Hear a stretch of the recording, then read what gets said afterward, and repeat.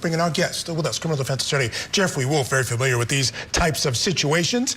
Jeffrey, love to get your thoughts on what we just heard. Again, they're calling it routine. They're filing this pretrial detention motion. But in that motion, they make some claims, essentially, that he was involved in a similar incident earlier, about 25 years ago. But also, men in his position with power and in that position are able to manipulate things. And that's another reason they're suggesting he needs to stay in jail.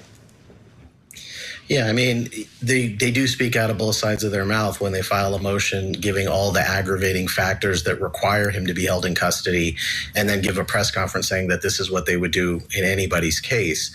And so you kind of have to take it with a grain of salt when they say those sorts of things at a press conference, because it sounds good to say they're treating him no differently than they would treat anybody else. But the reality of the situation is he is a little bit different than anyone else because of the circumstances that they lay out in their motion, and it is the reason that the court ruled the way they did.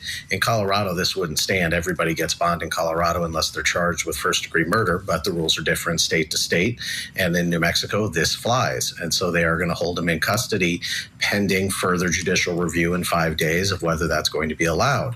And so we've seen this in a lot of other high-profile cases where the judges are going to keep people in custody to maintain the integrity of the case, to make sure that somebody who is a flight risk is not going to be able to get out and leave, something along those lines.